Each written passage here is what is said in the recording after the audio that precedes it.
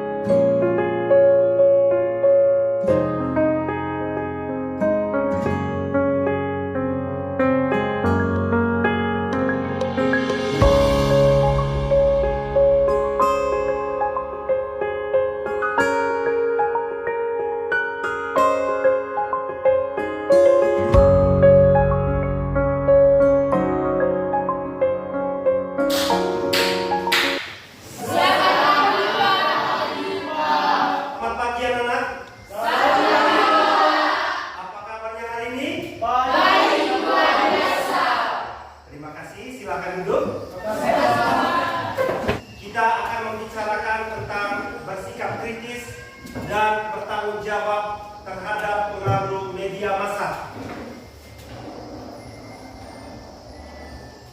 Mari kita awali kegiatan kita pada hari ini dengan doa. Saya mengajak teman-teman untuk berdiri.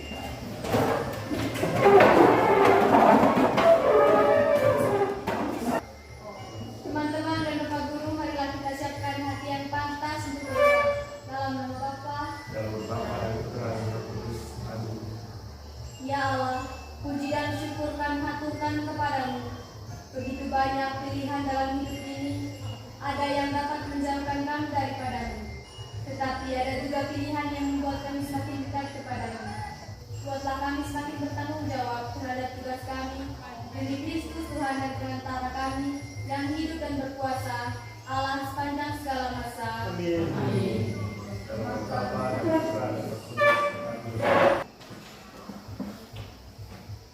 Adinda, Hadir Pak. Rani, Hadir Pak. Gio, Ani. Hadir Pak. Ya, terima kasih. Baik, mengawali kegiatan kita hari ini, ada beberapa pertanyaan pemantik. Yang pertama, pernahkah kalian menemukan dalam HP-mu berita hoax yang mengejutkan? Pernah Pak. Pernah? Pernah. Mungkin ada yang bisa memberi contoh? Silakan. Pernah Pak. Itu contoh berupa ujian mendapatkan uang sebanyak $1 miliar. Oke, terima kasih.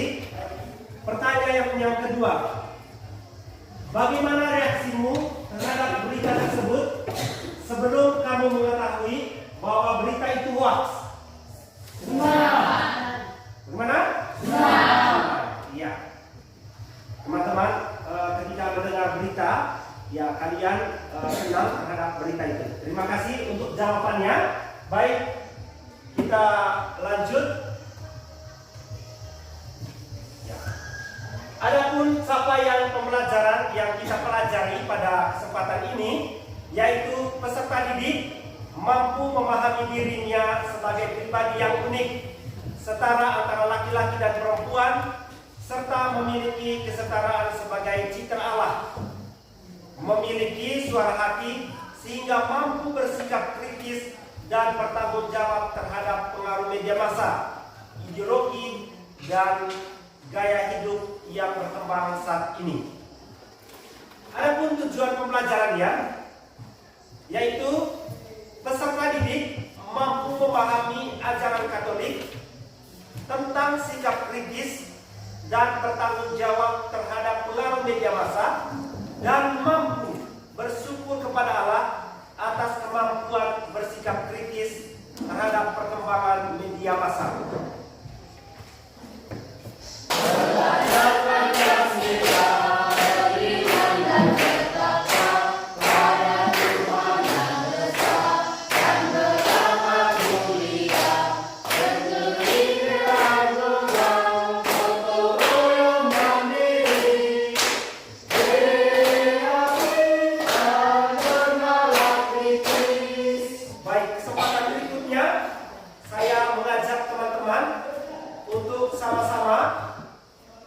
mendengar kisah remaja rentan jadi penyebar berita hoax.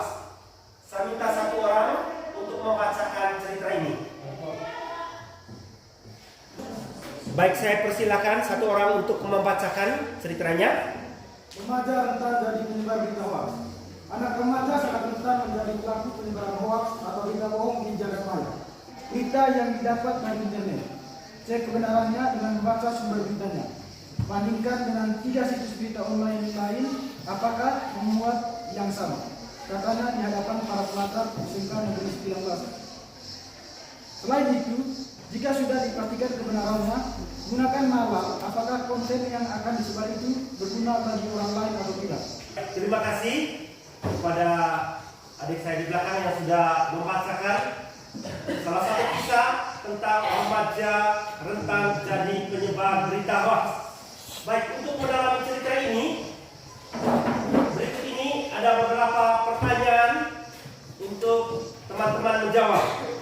Pertama, menurut kalian, mengapa kaum remaja mudah untuk dipengaruhi dan menyebarkan hoax? Ada? Silakan.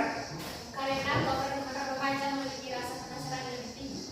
Ya, terima kasih. Kita tepuk tangan dulu untuk ini. Karena kaum remaja ingin penasaran lebih tinggi. Ada lagi yang bisa menjawab?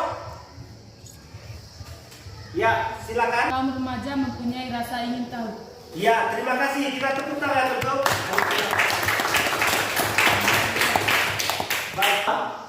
Apa dampak berita hoax dalam kehidupan sosial? Ya, silakan. Dapat menimbulkan opini negatif.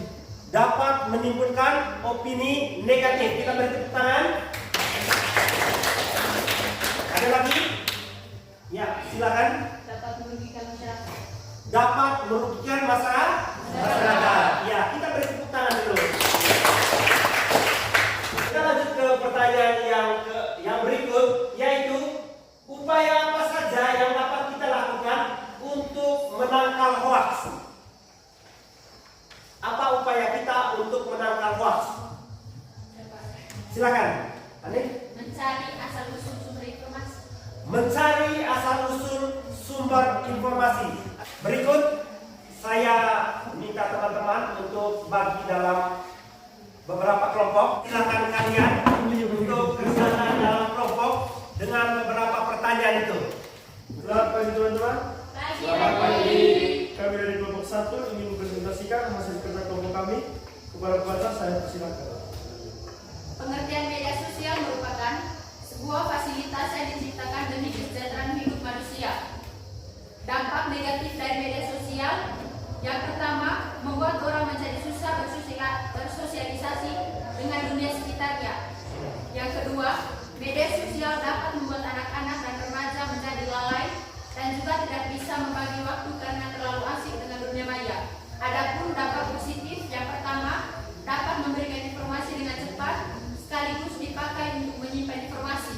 Yang kedua, dapat dipakai untuk membangun sikap peduli antara satu dengan yang lain. Yang ketiga, dapat membangun relasi dengan lebih mudah.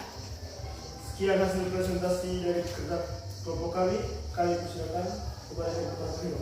Baik, terima kasih kepada kelompok ini yang telah mempresentasikan hasil diskusinya. Kita beri tepuk tangan. Boom, mantap.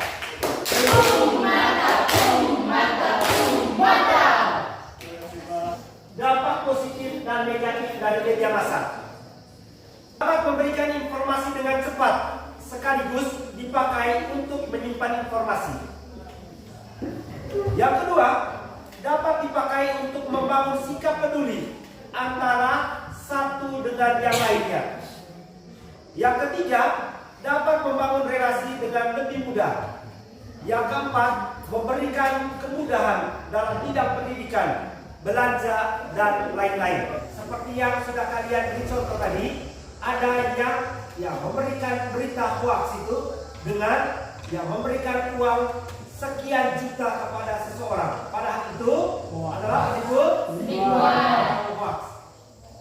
Media sosial dapat membuat anak-anak dan remaja menjadi lalai dan juga tidak bisa membagi waktu lingkungan dunia maya. Ya, contohnya anak-anak sekarang itu banyak yang tidak mau belajar. Mereka lebih suka menonton di HP dibandingkan belajar. Baik, kita masuk ke langkah yang kedua. Langkah yang kedua yaitu mendalami kitab suci dan ajaran gereja tentang media massa. Baik, kesempatan ini saya persilakan teman-teman untuk sama-sama mendengar teks kitab suci dari Injil Markus bab 2 ayat 23 sampai 28. Saya minta satu orang untuk membacakan teks kitab suci ini. Inilah Injil Tuhan kita Yesus Kristus menurut Markus. Pada suatu kali, pada hari Sabat, Yesus berjalan di ladang gandum, dan sementara berjalan murid-muridnya memetik kulit-kulit gandum. Jadi, Anak Manusia adalah juga Tuhan atas hari Sabat. Demikianlah Injil Tuhan. Baik, terima kasih kepada adik Randi yang sudah membacakan teks kitab suci. Sebab cara memilih yang tepat meminta supaya mereka mendukung sepenuhnya segala sesuatu yang menampilkan nilai keutamaan, ilmu pengetahuan dan pengetahuan. Sebaliknya, hendaklah mereka menghindari apa saja yang bagi diri mereka sendiri menyebabkan atau memungkinkan timbulnya kerugian rohani. Ajaran gereja yang berikutnya yaitu dari Inter Leviticus 10 tentang kewajiban-kewajiban kaum muda dan para orang tua. Saya minta salah satu untuk membacakan ajaran gereja ini. Dan menjaga ketertiban. Kecuali itu, hendaklah mereka berusaha memahami secara lebih mendalam apa yang mereka lihat, dengar, dan baca. Hendaklah itu mereka percakapkan dengan para pendidik dan para ahli, dan dengan demikian mereka belajar memberi penilaian yang sesama. Sedangkan para orang tua hendaknya menyadari sebagai kewajiban mereka menjaga dengan sungguh-sungguh supaya tayangan-tayangan, terbitan-terbitan, tercetak dan lain sebagainya yang bertentangan dengan iman serta tata susila jangan sampai memasuki ambang pintu rumah tangga, dan jangan sampai anak-anaknya menjumpai di luar lingkup keluarga. Baik, setelah teman-teman mendengarkan bacaan dari teks kitab suci juga dari ajaran-ajaran gereja, pada kesempatan ini saya persilakan teman-teman tetap bergabung dalam kelompoknya dan selesaikan pertanyaan-pertanyaan berikut ini. Sudah paham soalnya? Terima kasih. Semuanya sudah selesai? Sudah selesai? Sudah selesai? Sudah, Pak. Baik, kalau sudah selesai, kita presentasi hasil diskusi dari kalian. Selamat pagi teman-teman. Selamat pagi. Kami akan mempresentasikan hasil kerja kelompok kami. Kepada pembaca saya persilakan. Pertanyaan yang pertama, mengapa Tuhan Yesus membiarkan murid-muridnya memetik bulir gandum di hari Sabat? Karena Yesus mau menyikapi hukum Taurat mengenai hari Sabat yang rupanya sudah dimanipulasi itu dengan kritis. Peraturan seperti itulah yang ditolak oleh Yesus. Hari Sabat adalah demi keselamatan manusia, bukan sebaliknya. Manusia untuk hari Sabat. Pertanyaan yang kedua, apa maksud hari Sabat diadakan untuk manusia dan bukan manusia untuk hari Sabat? Menurut ajaran Yesus, hari Sabat diadakan untuk manusia dan bukan manusia untuk hari Sabat. Hal ini berarti bahwa perbuatan-perbuatan baik pada saat kebutuhan orang lain menuntutnya dapat menjadi bagian dari hari istirahat. Sabat ditetapkan untuk membedakan manusia dari beban hidup. Oleh karena itu, hukum Sabat tidak boleh menjadi beban bagi manusia, karena manusia diciptakan bukan untuk hari Sabat, sebab ia diciptakan sehari sebelum hari Sabat ditetapkan. Pertanyaan yang ketiga, sikap kritis apa yang mau diajarkan oleh Yesus kepada kita berkaitan dengan media sosial maupun media elektronik dewasa? Sikap Yesus ketika berhadapan dengan media massa, kritis. Kritis berarti membedakan mana yang benar dan salah, atau berguna dan tidak berguna. Selain itu, di tengah banjirnya informasi, perlu ada formasi atau bentuk yang tepat dalam kaitan dengan sikap yang tepat untuk menentukan mana yang positif dan negatif. Selanjutnya bertanggung jawab. Bertanggung jawab berarti ada dasar dan pertimbangan yang sesuai nilai moral atau universal, sekaligus dapat dipertanggungjawabkan baik secara pemikiran maupun sikap konkret. Demikian hasil presentasi kelompok kami. Saya ucapkan terima kasih. Baik, kita beri tepuk salut untuk kita teman-teman ini. Salut, salut. Salut, salut. Baik, terima kasih untuk kelompok ini yang telah mempresentasikan hasil diskusinya. Saya persilakan kembali ke tempat duduk. Berikut ini saya akan memberikan beberapa peneguhan. Yang pertama, di antara perbuatan-perbuatan yang dilakukan Yesus terdapat tindakan tertentu yang mengungkapkan sikap dan pandangan Yesus mengenai hukum Taurat. Selanjutnya dalam dokumen gereja dan internet yang dirilis Dewan Kepausan untuk Komunikasi Sosial pada 22 Februari 2022 dijelaskan pokok berikut. Gereja memandang sarana-sarana ini sebagai anugerah dari Allah. Ayat kitab suci untuk direnungkan. Saya mengajak teman-teman untuk sama-sama membacakan teks kitab suci dari Matius bab 10 ayat 16. Ya, kita baca sama-sama. Dalam menghadapi pengaruh media sosial dan media elektronik, hendaklah kamu cerdik seperti ular dan lurus seperti merpati. Terima kasih. Baik teman-teman, setelah kita mendalami teks kitab suci dan ajaran-ajaran gereja pada langkah yang kedua, sekarang kita masuk ke langkah yang ketiga, yaitu refleksi dan aksi. Baik, pertama saya minta ya kita membaca pelan-pelan renungan berikut ini, yaitu curhatlah pada Tuhan, jangan di media sosial. Curhatlah pada Tuhan, jangan di media sosial. Saat ini ada banyak anak muda galau yang berlomba-lomba mengumbar persoalan hidupnya di media sosial. Mereka seperti haus perhatian dari orang lain, padahal mereka tidak saling kenal. Jika tak seorang pun mempedulikan status yang dibagikan di media sosial, terkadang mereka akan semakin frustasi. Apakah kamu juga sering curhat di media sosial? Tidak ada gunanya curhat di media sosial. Curhatlah kepada keluarga, sahabat, atau kakak rohani kita, sebab merekalah yang akan selalu mendukung kita dalam doa. Terima kasih kepada adik-adik yang sudah membacakan renungan singkat berkaitan dengan curhatlah pada Tuhan, jangan di media sosial. Kesempatan berikutnya adalah aksi. Aksi, ya teman-teman diminta untuk membuat poster dengan tema Stop Berita Hoax. Ya. Apa aksinya? Stop berita hoax.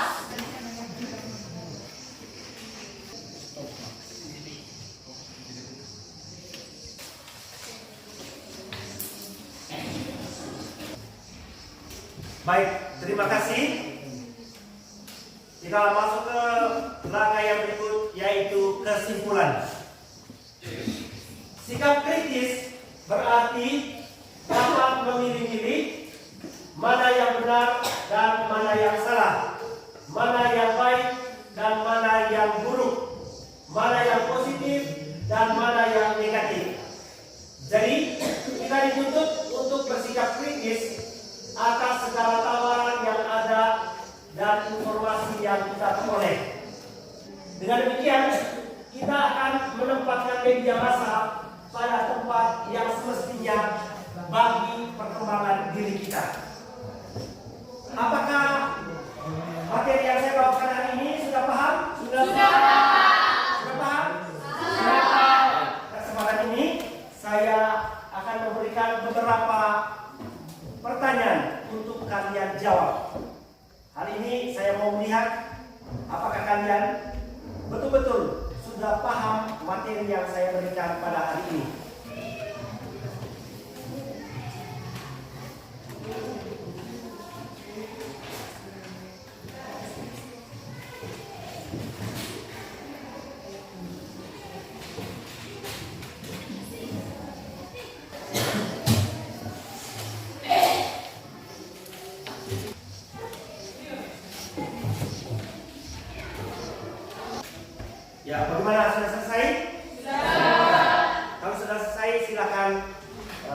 teruskan.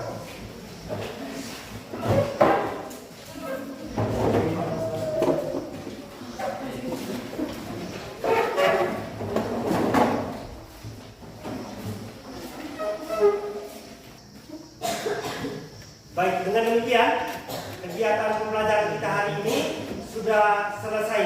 Saya menyampaikan terima kasih kepada adik-adik yang sudah bersedia mendengarkan materi saya hari ini. Mudah-mudahan apa yang kita bicarakan pada kesempatan ini dapat berguna bagi keberlangsungan hidup kalian di hari-hari yang akan datang. Juga saya menyampaikan mohon maaf mungkin ada hal yang kurang berkenan. Sekali lagi saya menyampaikan mohon maaf. Baik, kita tutup kegiatan kita pada hari ini dengan doa. Saya minta semua untuk berdiri dan kita baca teks kitab suci ini dengan bergantian. Satu orang berdoa yang ayat ganjil untuk ini ayat 8 bagian 11.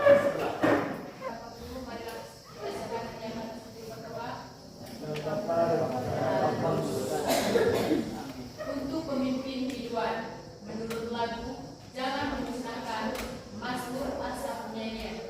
Kami bersyukur kepada-Mu ya Allah. Kami bersyukur dan